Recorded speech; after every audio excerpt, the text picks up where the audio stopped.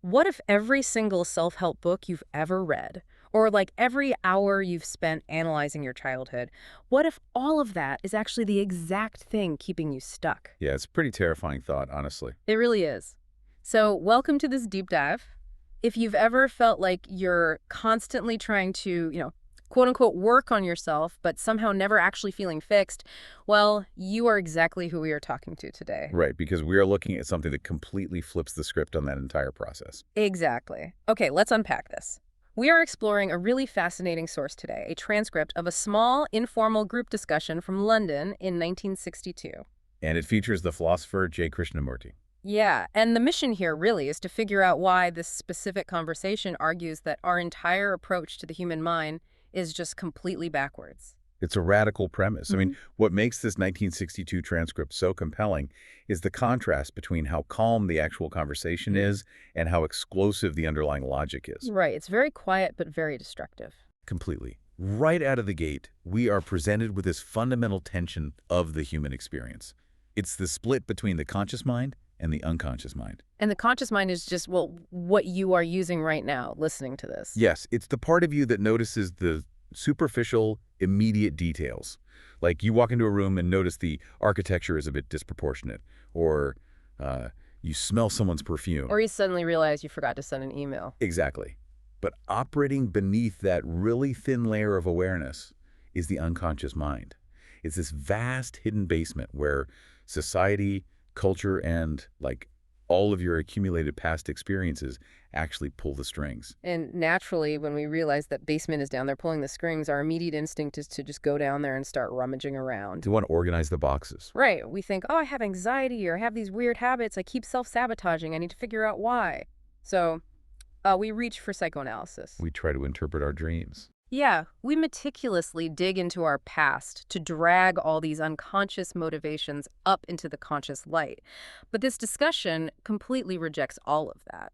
I mean, it throws dream interpretation and traditional introspection right in the trash. It really does. And we have to understand the psychological mechanism of why it rejects those tools. Yeah. Let's look at dreams first. Okay, yeah, because this part threw me for a loop. Right. So the conventional wisdom is that your psychological dreams are incredibly important messages from your unconscious. That's what we're all taught, yeah. But the argument presented here flips that entirely. It suggests that if you are having psychological dreams, dreams full of anxiety, conflict, or complex symbolic meaning, it simply means you are basically asleep while you are awake. Wait, asleep while awake? Yeah, it means you are not paying true attention during your waking hours. Okay, I need to push back on this a little bit because it sounds almost entirely counterintuitive. Are you saying that, like, if I just look at a duck in the park, I'm suddenly going to stop having anxiety dreams about showing up to a final exam in my underwear? I know it sounds absurd when you put it like that. I mean, how does looking at a duck rewire my brain's nocturnal processing? Let's break down the mechanics of it. Throughout your day, you encounter just thousands of stimuli. You walk past shops, you hear the clack of high heels on the pavement. You see the clouds, the ducks, the dogs. Exactly. But normally, you don't actually attend to them. You glance at them, your brain slaps a pre-existing label on them like, oh, that's a duck, or that's a loud shoe, and you immediately go back into your head to worry about your mortgage. Oh, I see. Because you are constantly suppressing or ignoring your immediate reality in favor of internal chatter, your brain accumulates this massive backlog of unprocessed emotional and sensory residue. Ah, okay, so the psychological dream is just like the brain's night shift coming in to process the backlog of all the things you ignored or suppressed during the day. Precisely. What's fascinating here is the logic that if you give 100% of your attention to your waking life, if you observe your surroundings and your own reactions completely, there's no residue left over. Because you process reality in real time. Right. Therefore, the night shift gets laid off. The only dreams you would have are purely physiological. Like a nervous twitch from physical exhaustion, not, psychological dramas. Exactly. Okay, well, that makes sense on a functional level. But what about analyzing our waking habits? Like, let's say I want to figure out why I get so defensive when someone criticizes my work. Yeah. Why can't I just analyze that behavior to fix it? Because the moment you start analyzing it, you fall into what the source calls dualistic conflict. You instantly split yourself in two. Which means? Well, there is the observer, which is the part of you playing the therapist, judging a behavior and deciding it needs to change. And then there is the observed, which is the defensiveness itself. Right, and here's where I want to offer an analogy to see if we are really grasping the danger of this. Go for it. To me, it sounds like trying to fix a murky, polluted river by, like, scooping out one cup of water at a time to examine it. It's an exhausting, endless dualistic trap. Or even better, it's like a computer trying to run a virus scan on itself, using corrupted antivirus software. Oh, that is a really brilliant way to visualize it. Because the observer, the part of my brain trying to analyze my defensiveness, is infected with the exact same societal conditioning, the exact same ego, and the exact same past experiences as the observed defensiveness. Exactly. You aren't actually fixing the hard drive. Right. I'm just using a corrupted program to move the infected files into different folders, creating the illusion of progress. And that's why it's a trap. Your conditioned thought is trying to analyze your conditioned unconscious. It's the mind trying to cure the mind using the same sick tools. Wow. When you analyze yourself, you aren't discovering anything fundamentally new. You are just rearranging the furniture in a burning house. That's a grim picture. But accurate. The observer is not separate from the observed. They are both constructed from the same past experiences. So the harder the observer tries to control or fix the unconscious, the more friction and conflict it creates. Which means we are totally stuck.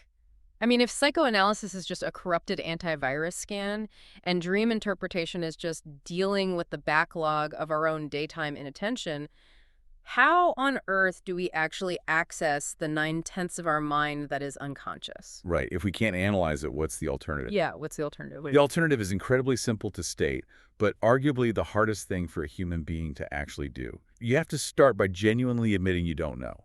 Okay, but But the transcript makes a laser-precise distinction here between two entirely different ways of saying, I don't know. right, the two types. Let's unpack type 1 first, because that's the one, we all use every single day. Yeah. Type 1 is when you say, I don't know, but what you really mean is, I am waiting to be informed. It's a factual gap. It's like a trivia. Exactly. If I ask you the distance to Venus or the length of the Amazon River, you say, I don't know, but your brain immediately spins up a plan to find out. You look to a book, you search the internet, you ask an expert. Or you just try to jog your memory. Right. It implies a time lag. There's a gap between the question and the answer, and in that gap, you are positively seeking an authority to fill the void. You expect the unknown to eventually become the known. Which makes sense for facts. And our entire educational system and societal structure trains us to operate exclusively in this type 1 state. We believe that we conquer the unknown by just accumulating more knowledge. But then there's the type 2, I don't know. And this is a state of complete negation. It is a state where thought itself has entirely ceased. Ceased completely. Yes. When you say, I don't know in this second way, you aren't expecting an answer. You aren't looking to a psychological authority, and you definitely aren't searching your memory. Because your memory is the very conditioning you are trying to bypass. So what does this all mean? Let's ground this with another analogy.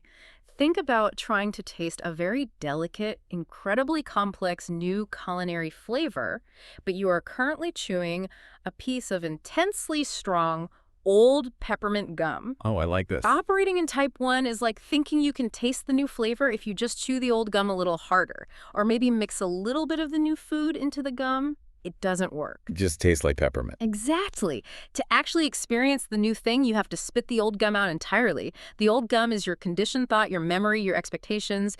The new flavor is immediate reality. You can't experience reality while chewing on the past. And spitting out the gum creates what this conversation defines as empty attention. Empty attention. Yes. You see, thought is inherently limited. Thought is literally just the response of memory. It is the past. So how can the past possibly understand something that is alive, moving, and immense, like the unconscious mind? It can't. Right, it can't. For true attention to begin, thought has to stop. The mind has to become completely empty. But this isn't just some abstract philosophical exercise, right? I mean, if we take this concept of empty attention, this type 2, I don't know, and drag it out of the classroom, we see how it applies to our most visceral daily experiences. Oh, absolutely.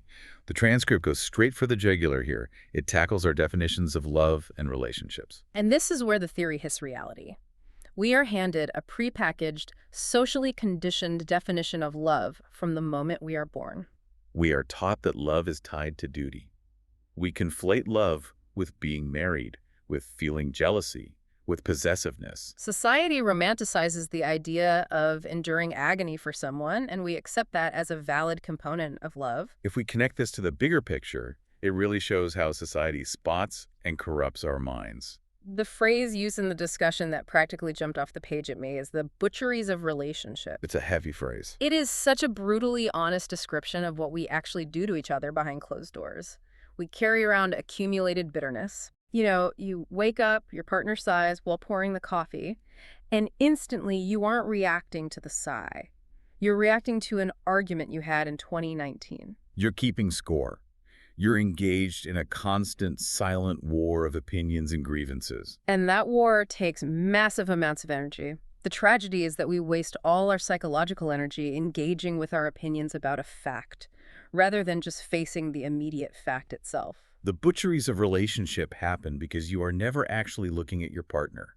You are looking at your image of your partner. An image built out of your past memories and conditioning. Exactly. You are chewing the old peppermint gum. So what happens when you hit that type 2, I don't know, in a relationship? What happens when you look at that mess of jealousy, bitterness, and duty, and you suddenly realize, wait a minute, none of this is actually love? Well, when you realize what love is not, without trying to immediately substitute it with a new definition, you are left completely stranded. And being stranded is the goal. You are left stranded in the immediate fact. You don't know what love is anymore. You have achieved an innocent mind. If you're listening to this on your commute right now or, while washing dishes, you might be highly skeptical. You're probably thinking, I can't just pretend I don't know my partner. I can't just walk into the office and pretend I don't know my boss. Right. What does an innocent mind actually look like in practice? Is it amnesia? Exactly. Is it amnesia? It's not amnesia regarding practical facts.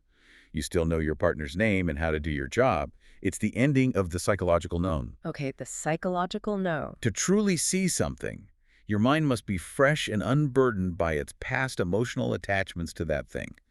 The transcript gives the example of looking at a tree. Oh, I love this example. Normally, you look at it, your brain says oak tree, and you stop seeing it. But what if you look at it without the word tree, without any memory of trees? You see the vitality of it for the first time. There's another great example mentioned about a painter. Imagine a master painter who has walked through every great museum in the world. They've studied the Louvre, they've analyzed Rembrandt. Right, they know all the techniques. Eventually, that painter realizes that simply looking at the known, studying what has already been done by the masters, is no longer enough. If they want to discover something entirely new, they have to put all of that behind them. They have to come to the end of the galleries. They have to end the known. And that is the core challenge. Are you willing to come to the end of your own internal galleries? Can you look at your spouse without the entire history of your marriage filtering your vision? It requires complete attention to the present moment without the observer stepping in to categorize or judge or reference the past. Exactly. Which brings us to the ultimate climax of this entire philosophy. Here's where it gets really interesting. Let's say I actually pull this off. I spit out the gum. I strip away the preconceptions. I look at my life with this completely empty, non-dualistic attention. What actually happens to that massive, terrifying unconscious basement we talked about at the beginning? This is where the paradigm truly shifts. When the unconscious is met with empty attention, an attention that isn't trying to shine a flashlight down the stairs, isn't trying to catalog the boxes, and isn't trying to fix anything, the unconscious actually loses its dynamism. It loses its roots. Yes. Wait, hold on. I have to play the skeptic here because this is a massive claim.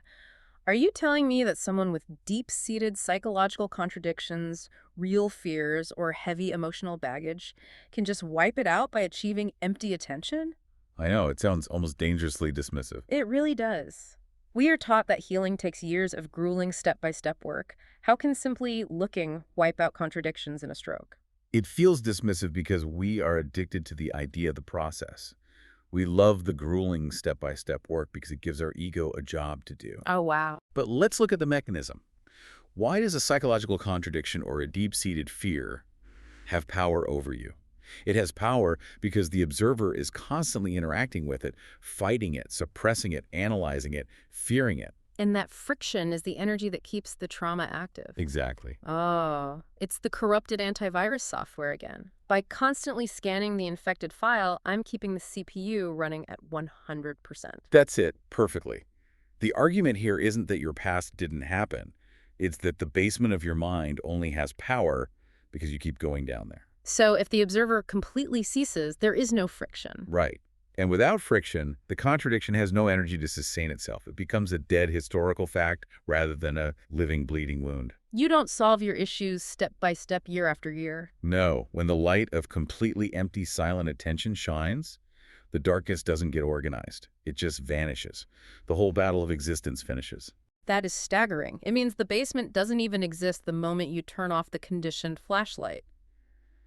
And, I mean, this fundamentally redefines what meditation actually is. It really does. We usually think of meditation or self-improvement as this gradual adjustment. Like, I have a bad habit of getting angry, so I will practice the slightly better habit of counting to 10. But substituting one habit for another is just childish adjustment. It's still the observer playing games. True meditation, as defined here, is an attention with no borders and no background. It is a state where the me, the entity trying to improve itself, is totally absent, and only a pure movement of life remains. This raises an important question for you, listening right now.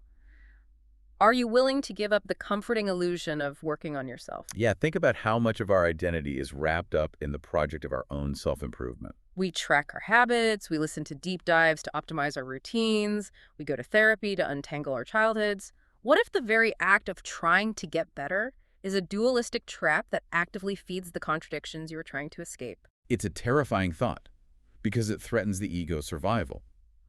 If you don't need to be fixed, what does the observer do? It has no purpose. Let's bring this right down to the pavement, to the daily grind. We spend so much of our lives stressed out.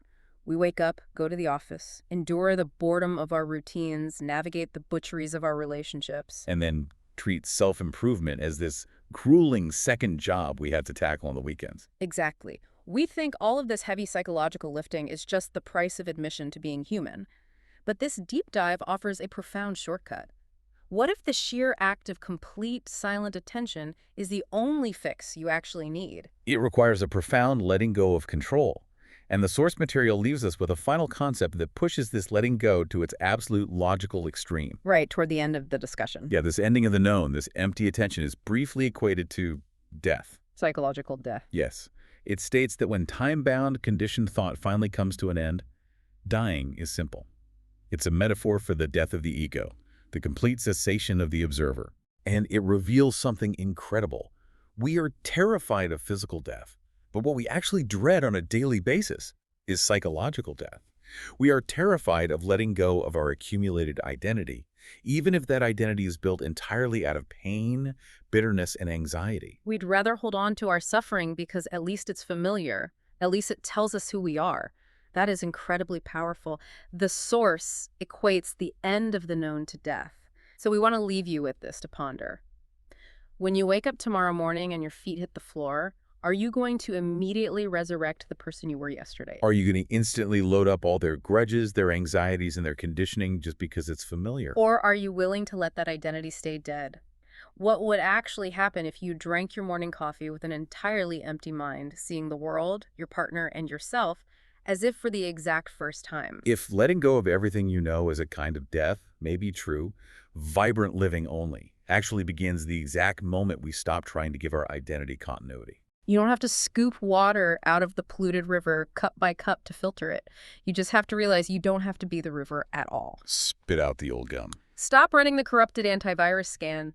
Just be absolutely silently attentive to the ducks in the clouds. It sounds too simple to be true, but maybe that's exactly why we've missed it all along. Thank you for taking this deep dive with us.